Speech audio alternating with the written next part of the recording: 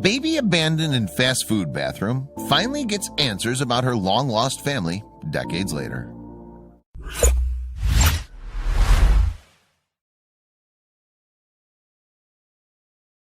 But before we start, please give the video a like and make sure to subscribe to Wonderbot and hit the bell so you'll never miss any uploads from us.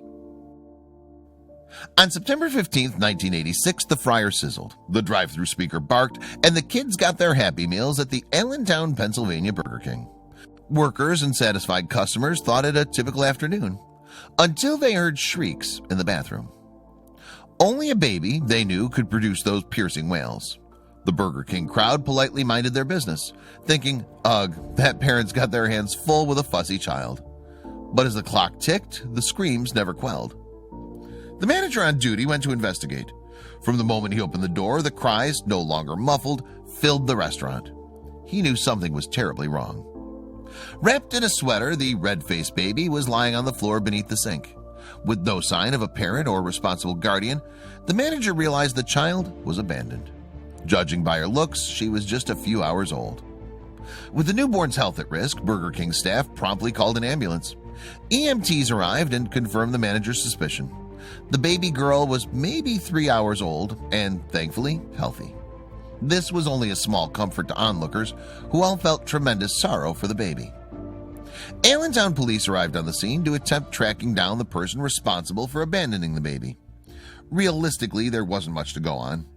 One officer commented, "Right now, we're the only thing the kids got in terms of a family."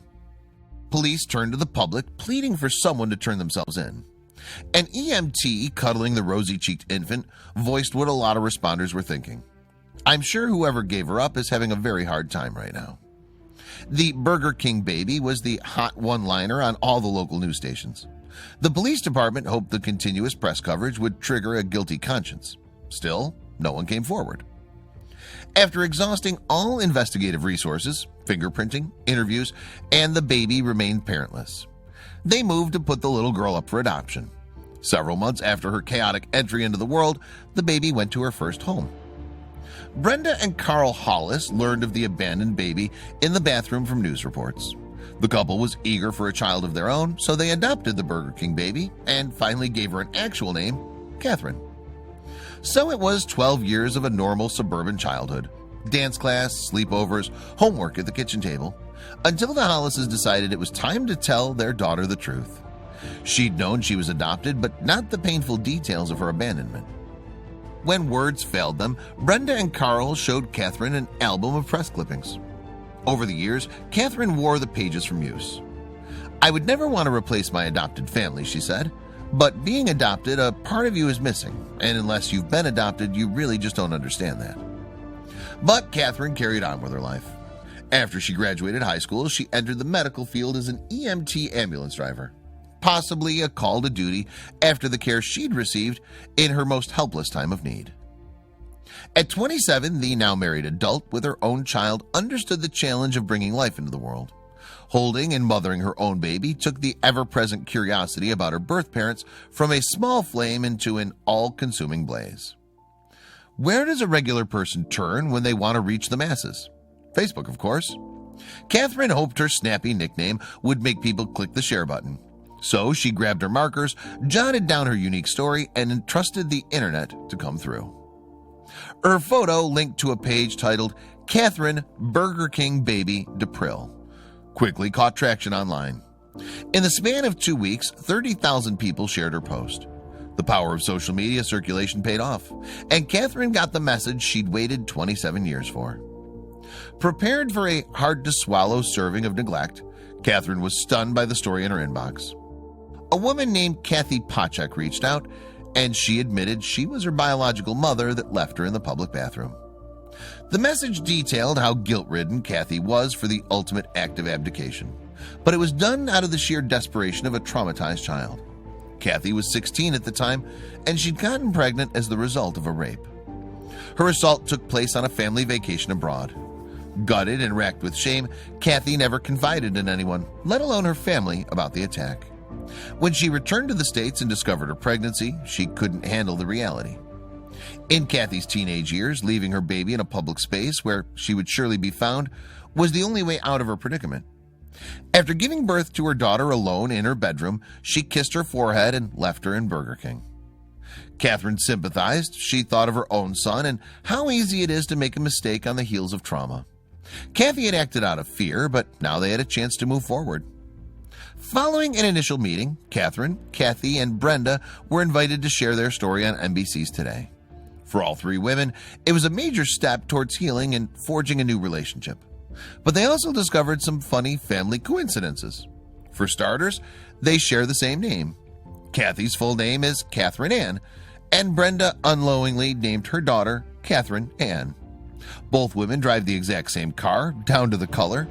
Kathy worked as an EMT, just like Catherine. Besides their many mother-daughter likenesses, Kathy and Catherine shared another strange connection.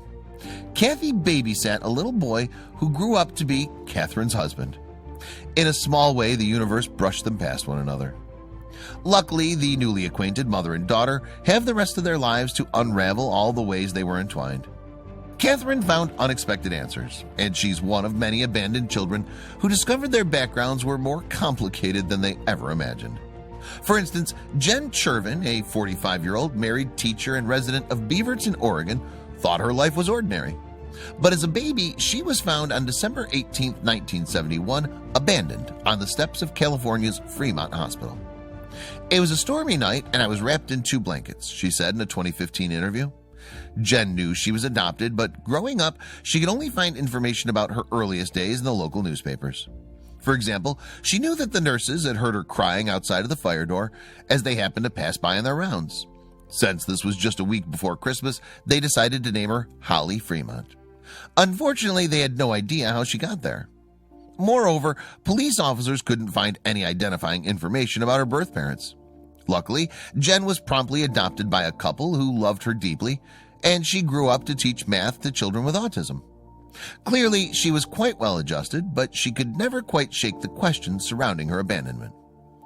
Every year on my birthday at Christmas time, I would wonder, is my mom thinking about me? Because I would think about her, said Jen, who was 20 when she began to search for her biological parents herself. The search went on for 20 years, and by 2014, Jen started using social media to find some clues. Finally, she reached a turning point. I had a woman reach out to me, explained Jen. She sent me a message and she said, "Do you have a search angel working with you?" A search angel is a popular term for individuals who devote a great deal of their own time to helping others discover more about their family history. Jen decided to take the woman up on her offer right away. She said, "Have you tried DNA?" And I thought, "What do you mean DNA?" Jen explained. Taking her search angel's advice, Jen sent samples to 2 different companies that specialize in DNA testing. I had hundreds of DNA cousins, hundreds, Jen said of her discovery after her test results came back. And I'm looking at this page and it's people I'm related to, and that was surreal to me. Once one of these cousins decided to help, Jen's search accelerated. The more family members Jen learned about, the more of them were willing to have their DNA tested. Finally, she found an uncle, and when he agreed to a DNA test, so did all 7 of his brothers.